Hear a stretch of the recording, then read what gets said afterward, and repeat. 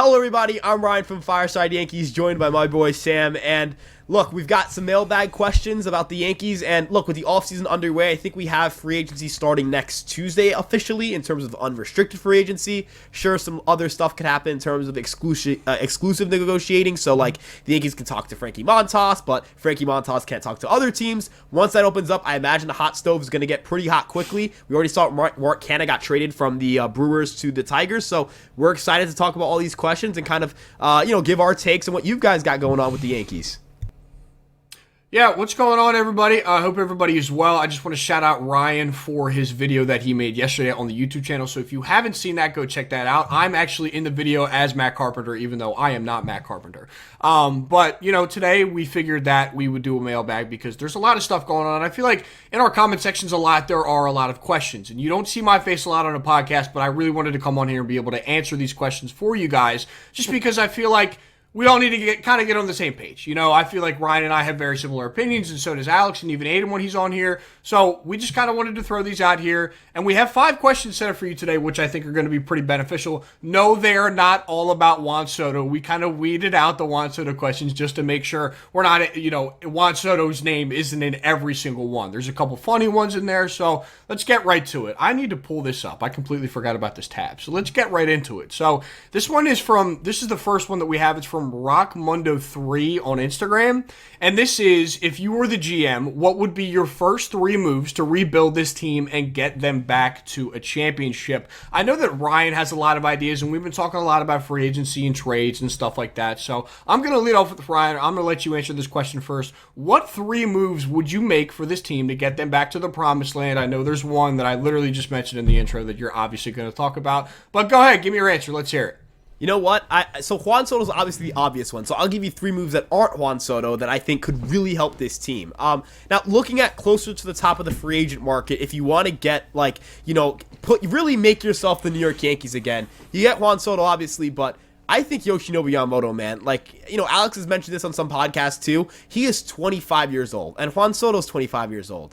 That is your pitcher and hitter to build around for the next core of Yankee players. When Aaron Judge and Garrett Cole are no longer either A, effective, or B, on the team because they've retired or whatever it may be, you have Yamamoto and Soto to be the heir apparents, right? Yamamoto just finished throwing a 138 pitch complete game gem, and it was in Game 6 of the MPB World Series. The Oryx Buffaloes, they're down 3-2 in the series. They even it up now because of that excellent performance. And after the game, when talking about his availability, he's like, hey, all hands on deck, basically. That dude just threw 138 pitches, and tomorrow he's ready to come out that bullpen. So he's a dog. He's a warrior. He's clearly the best pitcher in Japan. He might be the best pitching prospect we've seen to come out of Japan, really, in the history of the posting system. So I think he's a big one. I think Kevin Kiermaier helped stabilize your outfield. I've talked about him a lot, probably more than any normal person should be talking about Kevin Kiermaier. But I think he'd really help them in center field, and I don't think he's going to cost much. And then the last move, kind of a low-key move, nothing crazy here, but look, I think the Yankees could really benefit from getting some left-handed relief help, and the Chicago White Sox are kind of a mess. Aaron Bummer just put up his worst season as a pro, 6.7 ERA, I believe it was. His career ERA is a lot lower than that, and his underlying metrics suggest he should be a lot better than that. I think that's the perfect fit for the Yankees. He is a sinker baller, gets a billion ground balls, has issues with command, but then again, how many relievers have issues with command? Probably all of them, especially in the Yankee bullpen. But the Yankees have seemed to get a lot of upside from these guys. He has 2 more club options after this year, so if the Yankees feel as if he's no longer competent enough to pay, I think it's around $7 million to in 2025 and 2026, they can decline those options. He'll only be $3.2 million towards the luxury tax this offseason. And again, if you look at the left-handed relief market, if you're not bringing back Wandy, who else are you bringing in? And another big factor here, Clay Holmes, Tommy Kahnle, and Jonathan Loaizagal are all set to hit free agency after the 2024 season. So if Aaron Bummer gets back to his elite form, then you've got a guy that you can have for 2 years after that in your bullpen, and you have a little less pressure to make big-time free agent acquisitions in the bullpen. And let's be real here. Sam, do you want to spend a lot of money in your bullpen anymore? With Matt Blake and Sam Brady, what they've done with the organization? If you're not getting Juan Soto, but if we're not talking about Juan Soto here, I think those 3 moves would be really beneficial to this team. Yeah, the last thing I want to do here is really spend big on a bullpen arm. I'm kind of sick of the Aroldis Chapman experiment. I look right at Josh Hader and be like, oh, that's a move that the Yankees would go out and make and give Josh Hader, 2-year 45, right? Like, I don't look at Josh Hader right now. I'm not like a player that like we need to go out and get him. But Yamamoto is an absolute gamer. I think he would slot right into that rotation. I don't really know where you put Carlos Rodon in that, influx of pitchers that we are now going to have. But I feel like if you slot Yamamoto in that, 2-3 spot right behind Garrett Cole right now, who's going to win the American League Cy Young, that's one of the best pitching staffs in baseball. And we boasted about it all last offseason about, how this staff is going to be incredible and they're going to lead us to a World Series. But I feel like if you add Yamamoto in that, it's kind of a lock. It's kind of a guarantee. And I think if you bring back Frankie Montas, that's a guy that you traded again to be your 2-3 guy. And if he ends up being your 5 and he works out well and he gives you like a 4.5 ERA coming off of an injury, I think that is a move that works. And Aaron Bummer is not a name that I expected to hear today. I think that's a really impressive pull that you pulled out. Like that, I absolutely love that. I think that would be an incredible move. And then with Kiermaier, you get a left-handed bat who's not an incredible hitter, but works as a solid depth piece that you bring in as a veteran presence. He's been in the AL East for a really long time.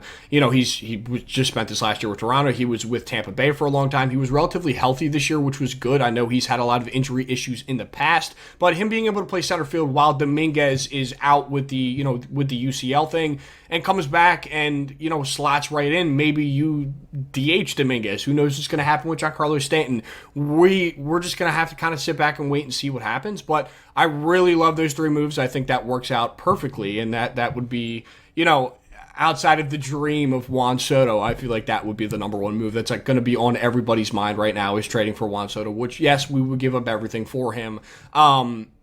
That works as an offseason plan because outside of that, the free agent pool is really thin. You're talking about guys like Matt Chapman, who I don't necessarily think would be a great investment for the Yankees right now. He went really cold back half of the year. But I think those 3 moves work. I don't necessarily think they would launch us into championship contention without Juan Soto, but I think it works. I think you upgrade defensively a little bit with Kiermaier, that bullpen gets stronger, and then that rotation obviously gets stronger with Yamamoto, and then you add, a healthy full year of Carlos Rodon. You get Frankie Montas back, which I think works. So, yeah, I think that works as an offseason plan. Let's rock with that. So let's move on to the next question. And this is an interesting one because we saw an influx of a lot of younger players in 2023 with the New York Yankees. They ended up bringing up a lot of their top prospects at the end of the year. I just mentioned Jason Dominguez. We saw Everson Pereira this year. Austin Wells is really impressive on the big stage. And this next question is, how many of the kids will be starting next season? So when we talk about kids, we're going to involve Anthony Volpe in this discussion. We're going to involve Oswaldo Cabrera in this discussion. We're going to involve Oswald Peraza in this discussion. So realistically, when you look at the starting lineup, Ryan, how many of these, younger type of players do you think we're going to see in this lineup on a day in and day out basis? Yeah, so Anthony Volpe, I think, is a lock. Austin Wells, I think, has entered into the lock tier. Look, we can talk about how great Jose Trevino was defensively, but the Yankees need offense, and Austin Wells hits righties, Jose Trevino hits lefties. It's a match made in heaven. Trevino would be an excellent mentor for Austin Wells, and look, I've heard nothing but good about Jose Trevino's off-field and just leadership as a whole. He's just a really good dude. So, I think these two would work really well together. Obviously, Austin Wells is a guy who's gotten raves about his improvements defensively and just the person he is as well. So I think those two are certainly the right guys to have working with an incredible pitching staff that could get a lot better with certain investments, especially the ones we talked about. Volpe obviously is a shortstop. I think that's a lock, right? Like, I don't think that's going to be changing anytime soon. Hopefully he gets, a lot better offensively, because if he is, the defense, the speed, that's a player you dream of, right? Like, that's kind of the perfect player for this team. I do think we see Oswald Peraza starting. Now, would I like to see them get a third baseman? Yes, but from the Yankees' perspective, like, you have Oswald Peraza, your backup options, DJ LeMahieu, or maybe DJ is your starter. You're kind of set there until the deadline, at least. Like, if it's a disaster by the deadline, sure, you go out and address it, but you kind of feel good about having DJ LeMahieu and having Oswald Peraza as your third base options. LeMahieu's a lot better in the second half.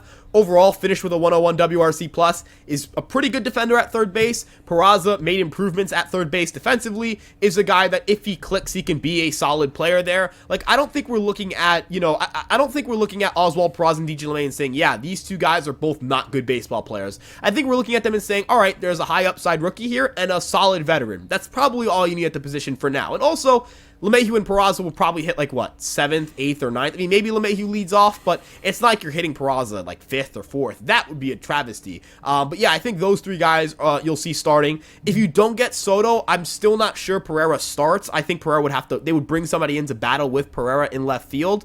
And if they trade for Soto, I don't think Pereira is going to be here. So, yeah. And then, we want to talk pitching staffs. Maybe that counts too. I think Clayton Beeter might be in the bullpen to start the year. I know Brito and Vasquez, at least one of the two will be here to start the year. I think Brito is at least a lock. Like, if he's on the roster, he'll be on the team.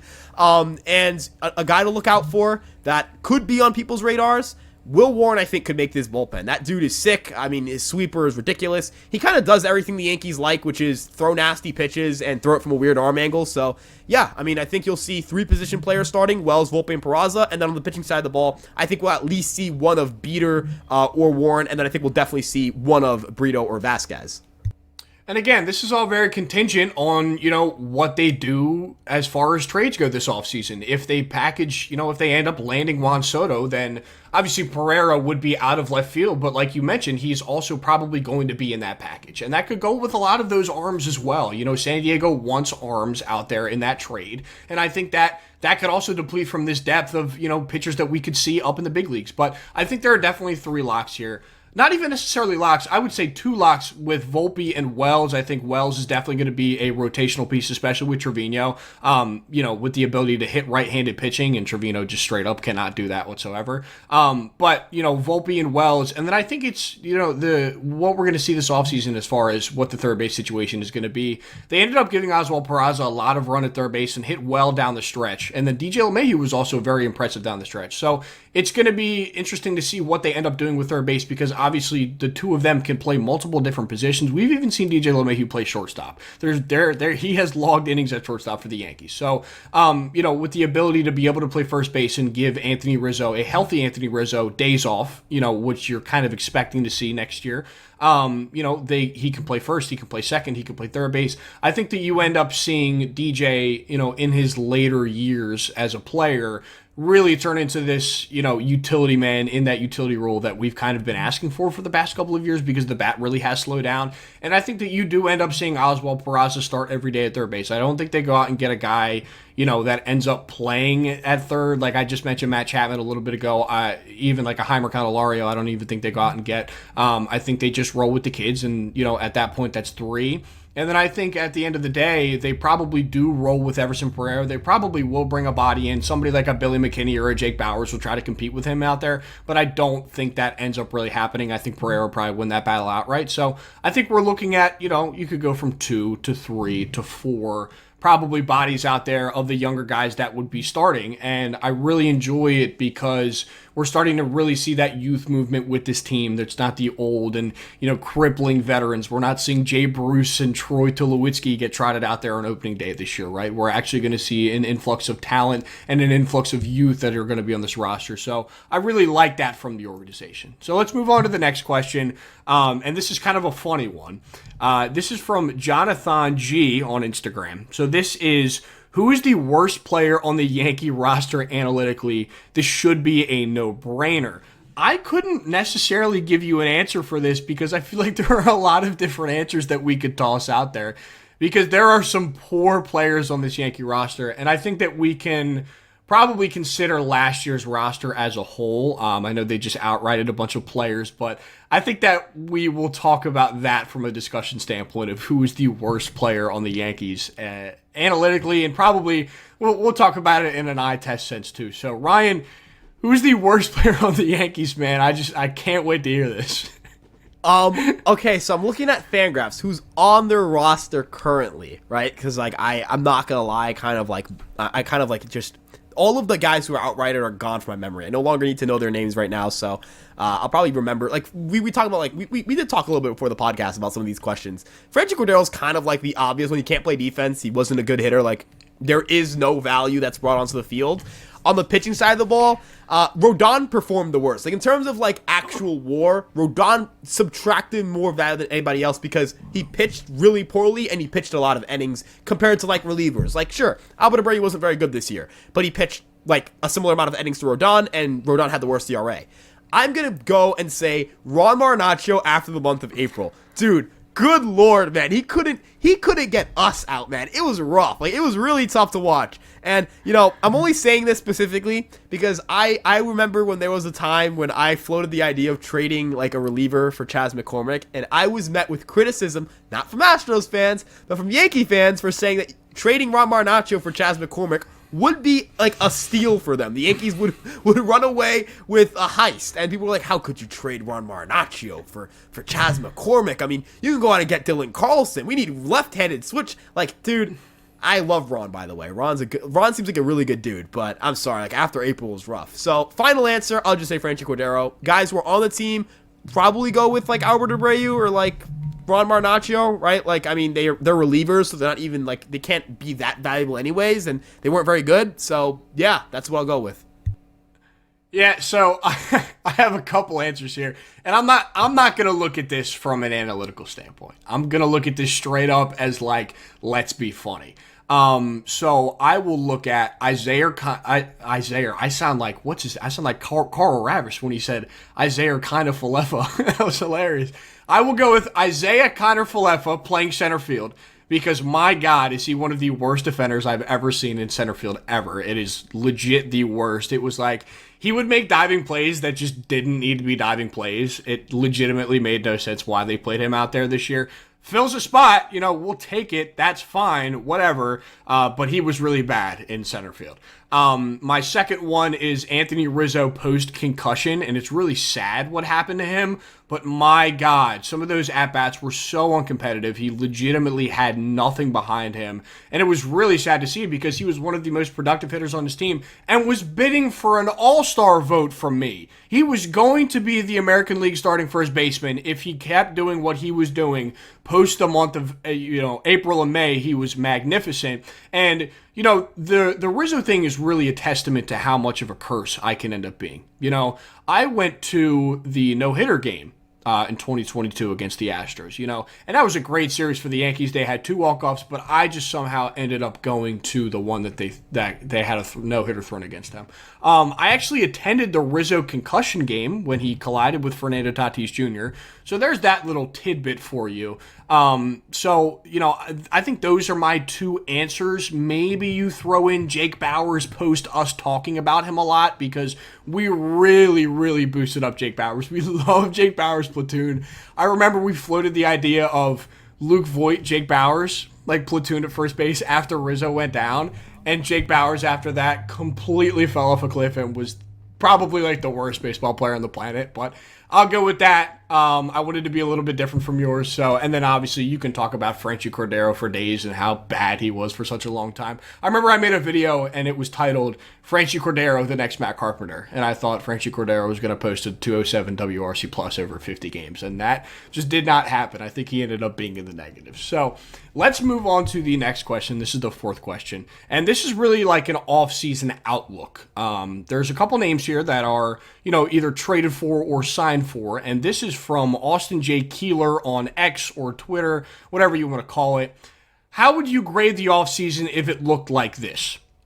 You sign Cody Bellinger, you trade for Juan Soto and Jake Cronenworth, you sign Frankie Montas, you sign back Wandy Peralta, you sign back Keenan Middleton, and then you trade Gleyber Torres possibly to Miami for a starting pitcher. In this case, we'll say it's not going to be Yuri Perez or Sandy Alcantara. We're going to call it Edward Cabrera. So, Ryan, from that offseason plan, what would you grade that? I don't really know how I feel about it. You know, I'm very vocal about how much I don't want Gleyber to be traded, but what would you grade that offseason?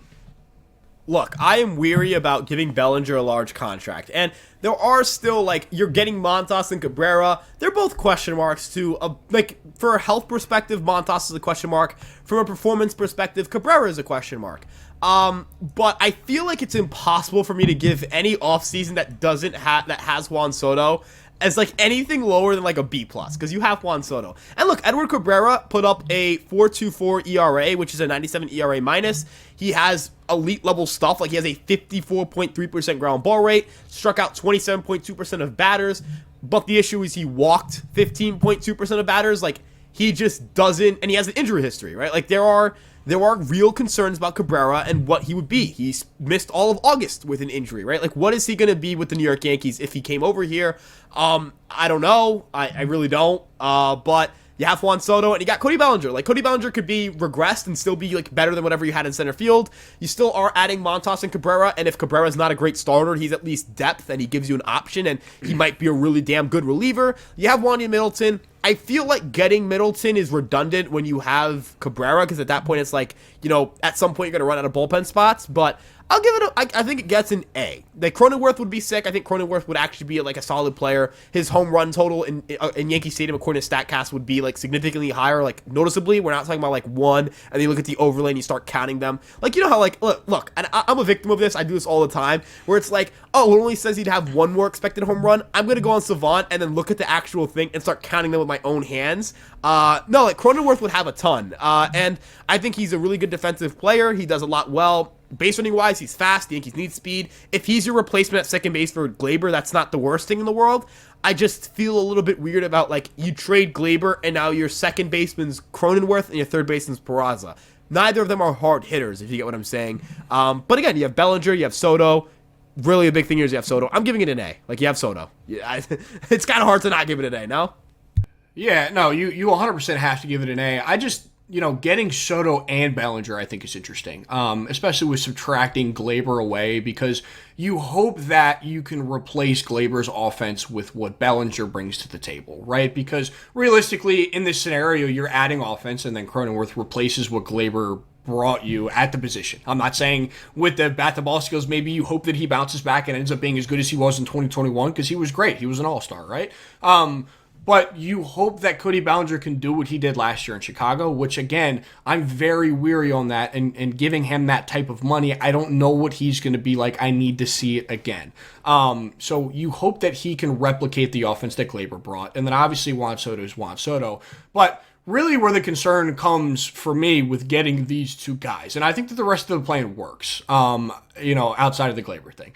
But getting Soto and Bellinger, where does Jason Dominguez fit in all this, right? Because realistically, when you think about it, you sign Cody Bellinger, he's your center fielder every day. You trade for Juan Soto, he's your left fielder every day. You obviously already have Aaron Judge. You have Giancarlo Stanton on the roster who can play outfield. You know, it's not incredible, don't get me wrong, but he's there. Where does Jason Dominguez fit in that puzzle? Does Jason Dominguez in that puzzle end up getting traded for, you know, say another stud second baseman? Does he get traded for a stud third baseman instead of Oswald Peraza? Like, where does he fit in there? I want to ask you that question and, like, really see where your head's at, because realistically, you're filling two outfield spots with this offseason plan. Where does Jason Dominguez fall?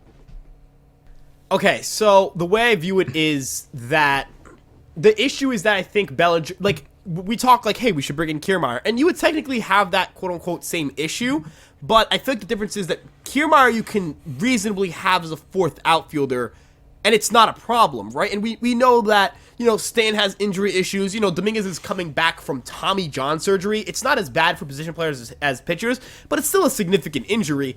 Bellinger's a long-term commitment. You'd have to keep him out there, and you know, I do think that, you know, Dominguez slotting into DH would be a fine option, but you can't fourth outfield Jason Dominguez. You can't fourth outfield Giancarlo Stanton. You can't fourth outfield Cody Bellinger. Obviously, you can't fourth outfield Soto or Judge. You're right. It puts you in a situation where I feel like now you need to say, all right, we need to trade one of these players. And the guy that makes the most sense to trade is Dominguez. And, you know, not saying that you, like, having too much talent is a bad thing, right? But I feel like that hinges on the idea that, like, Stan isn't good anymore. And look, should the Yankees have a contingency plan for Giancarlo Stanton? Absolutely. But do you want it to be like, all right, Judge, like, instead of it being like a guy who, like in a situation where you could reassess at the end of the year how good Stanton is and then try to make a move for your DH off of that, or say, all right, we're going to just have the contingency plan now. You can't really adjust off of it. Bellinger's locked in there for like 6 years. I just don't think Soto and Bellinger is the best combination. But honestly, man, who cares, right? Like, if you win the World Series in 2024, man, who cares? Again, I think it's a little bit like, it wouldn't be realistic. I don't think that's going to happen. But if it did, I'd be happy. I wouldn't be upset about it. I wouldn't be like, but where does Jason Dominguez fit? What happens to all these players? I'm going to be like, if we win the World Series, who cares? But it is a legitimate question to ask. And the Yankees are going to ask themselves that question. I think that's why they won't do it. End of the day, you don't know what possibilities open up. Like, what if there's a left-handed DH that hits the market after the 2024 season, and you can just sign them instead? You might even have a better offense. You might be better defensively. You might be a little younger, too. Like, that's an important thing here. You sign Bellinger for 6 years. You're going to have a 34-year-old Cody Bellinger, an old Aaron Judge, a now near 30-year-old Juan Soto. Like, that's not the best thing to do for your team long-term, and I don't think the Yankees are going to be interested in that. And also, of course, financial flexibility. Like, the Yankees have shown that they have limits for what they're going to spend, right? Like, there's a reason why Bryce Harper isn't in pinstripes. There's a reason Manny Machado isn't in pinstripes. There's a reason a lot of players aren't in pinstripes, right? And that's because they've let money stop them before from doing things, so I don't trust them to get Soto and Bellinger and then continue to add enough going in the future to keep them a competitor. Yeah, sitting Kevin Kiermaier down as a fourth outfielder that you sign on a 2-year, like $10 million a year contract is not going to be a problem. And especially him as a veteran, you're not going to have that issue. I mean, we saw Harrison Bader get DFA'd literally for Jason Dominguez. So, like, this guy literally lost his job because of Jason Dominguez coming up, because they wanted to give him that spot and they wanted to give him those minutes, right? And Dominguez was incredible. And now I think that's a question that they're going to be asking themselves this offseason about, getting Cody Bellinger, because that's a name that's been floated out there. We talked about it at the trade deadline last year because the Cubs were not competitive at the time and they were thinking about selling, but they ended up buying it. It was really weird. But that's a conversation that they're going to have about Jason Dominguez being their center fielder for the future, because I feel like, once he comes back, he's going to slot right in. I don't think there's any doubt about that. He's already seen time at the big league level, and I think everybody kind of expects him to come back and be that guy for the Yankees this year, and we'll see what happens with that scenario. But like you said, it's a long-term commitment for Bellinger. You're giving him 6 years. You're going to give him a ton of money. You can't really sit any of those guys down. And I feel like, the best move would be to just kind of roll with Kiermaier and see what you got. Maybe, I don't think it's possible, but maybe even bring back Harrison Bader to just fill some time. Who the hell knows, man? But like, Kiermaier's obviously the easy option here for us. He's the more ideal option. And then you just see what you got in Dominguez. So I'm not going to complain about it whatsoever. If that's what they end up doing, that's what they end up doing. Who cares? But it's definitely a question that kind of has to be answered, is really what they're going to end up doing with Jason Dominguez if that happens. We don't think that's going to happen. But, it's an interesting scenario. So we have one more question here, and this is about the pitching staff. So this is from Wanye West 69 on Instagram. Really interesting name. So this is, do we feel like our pitching staff is in playoff contention mode, saying we have Cole, Nestor, Rodon, and possibly Sevy and Montas back for us in 2024? Now, that's not, that's no Yamamoto. That's really no big adds here like we talked about earlier. So if you realistically run it back with the same pitching staff that we had last year, I'm assuming at full health now, because there were, several injuries in that pitching staff that just did not come to fruition like we thought it was going to come to. Do you think that, the pitching staff that we rolled out last year, assuming full health, is enough? Do you think that it's going to be, able to compete for a championship next year? I think it depends on which of the two free agents we bring back. I don't think Severino's got it anymore, man. Like, the stuff got worse. It's more concerning that the stuff got worse. Montas came back, and if you look at his AAA and his Major League stuff, it was fine. Like, everything looked normal, right? And that's all you really need to see to say, all right, like, if we could bring it back for cheap, that would be sick.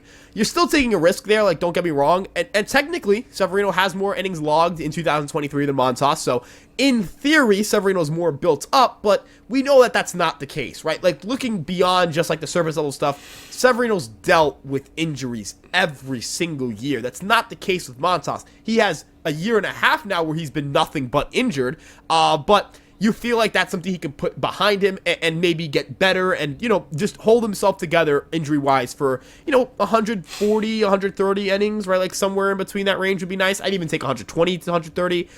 If it's like, $10 million? Like you'll take that. If the production's good, you'll take it. Cortez, I think, is going to bounce back. I feel similarly about Rodon. I don't know to what extent. Like, I don't know if it's going to be both of them are their 2022 selves. I think it's a little bit much. Rodon was like, second or first in F4 that year, and Cortez had like a 2.4 ERA. Like, it would be insane to be like, all right, let's project Nestor Cortez to be like one of the 5 or 6 best pitchers in baseball, and for Carlos Rodon to lead the league in WAR. Like, that would be an insane projection. But if Nestor Cortez is like the 35th best starter in baseball, and Rodon is like the 20th best starter in baseball, you're probably going to win a lot of games, right? Like, I don't know if people realize how not good the rotation was, but in terms of starting pitching rankings, the Yankees were consistently in the bottom 15 in the league in a lot of things, and I think that hurt their bullpen too. They were 82-80, right? Like, they were an 82-80 team with one of the worst offenses in baseball, a bottom 5 offense against right-handed pitching, which, if you look at the American League, how many good right-handed pitchers are there? Too many to count, right? So especially in the postseason, even if they got in somehow, they were doomed to fail from the start. Their pitching staff, we talked about you mentioned, like, we talked about it last time that we had, last time we had a season, last opening day. Yeah, that rotation was supposed to be really good, and it wasn't. I think you want a little more stability, right? Like, you want somebody in there that, like, even if it's 150 innings that they threw last year, just somebody who, like, you can count on to get you through the season. But I will say this, it depends on what they do offensively. Weirdly enough, their pitching staff and how happy I am with their pitching staff has a lot to do with their offense. If it's like, hey, we brought in Frankie Montas, and that's all we could do because we got, like, Juan Soto, and we got, another big bat, and we got, like, Kevin Kiermaier, whatever it may be, right? Like, we made, multiple moves that really make this offense different. I have no problem with that because end of the day, the Yankees have a lot of pitching prospects. Even if they trade for Soto, like, they'll still have like 2 or 3 or 4 guys in their minor league system that could probably help them at some point during the season. But end of the day, again, this doesn't really make much sense, but how much they improve their offense tells me how good I am with that pitching staff. I can live with that if you get Juan Soto some other pieces, but I don't think it's going to be good enough if you run back a similar offense to last year's, even if they get a little bit better, because you've either got to be a really good offensive or a really good pitching team. I don't think you can be just okay at both. Yeah, so what I'll come back at you with, and why I think that's your point, is a great offense can drown out a bad pitching staff. Because everybody wants to watch great offenses, right? We all want to see home runs. We all want to see runs scored. We all want to see excitement, right? If you have a great offense that's going to score 10 runs a game, you don't care that you're going to give up 9. You just care that you scored 10. Who the hell cares, right? Why do we not like watching the Milwaukee Brewers? Because the Milwaukee Brewers can pitch like hell, but they can't hit. So why, they are not exciting at all, and nobody watches them. They are not exciting to me at all because of that reason, right? If there's a great offense here that you can build up and then you add the pieces to, then it'll work out at the end of the day because you're not worried about the pitching as much. When you have a bad offense that the pitching has to carry the load for you, that's a completely different story. This team in 2022 was embarrassed in the playoffs because they couldn't hit. They went out and they added pitching, and I'm not going to complain that they added pitching, but there was nothing on the offensive side of the ball that they added. I feel like this year, coming into the offseason, they probably have a set plan that they're going to sit here and say, okay, clearly the offense was really, really bad last year. We need to add. That's why, we're talking about guys like Juan Soto, or we're talking about adding all these different types of pieces. So I feel like if they run it back with the same pitching staff that they had last year, and I agree to the point with you with Sebi, because I just think that he's just absolutely cooked, and there's really just no way back for him, which kind of sucks, and it's sad. But I feel like if they bring back Matas and realistically run back the same pitching staff, I think it'll be a good pitching staff. I think it'll be fine. Obviously, we're talking about Yamamoto and that kind of stuff, but if they really just kind of run it back, I think it'll be a good pitching staff, and I think things will improve. You'll get a full healthy year of Nestor. You'll get a full healthy year of Rodon, who's has to improve. He has to improve. There's no way he gets worse. And I will be clipped in, 7 months when he gives up 15 runs in a start. That'll probably happen. But you have to hope and pray that they're better. And realistically, with them adding that type of offense, they're just going to win more games. Everybody's going to want to see them score 10 runs a game because it'll drown out that bad noise from, a mediocre pitching staff. Who the hell really cares? So that's going to do it. That is all the questions. Thank you all for submitting. We obviously name dropped every single one of you. I kind of want to do this more often. These are a good time. And, I feel like we're able to get answers out to the people who enjoy our content. Which is nice. So, guys, if you're still here, make sure you check out all of our social pages. Don't forget to like, comment, and subscribe, all that good stuff. Ryan's dropping bangers right now on our YouTube channel pretty much every day. These video essays go crazy. Man, like I said earlier, I'm even mentioned in one of them, bro. Like, they got a whole video of me swinging a bat in there, and I'm one of the most unathletic people, ever anymore. So, guys, don't forget to like, comment, and subscribe. Like I mentioned, thank you for watching, and we'll see you on the next one.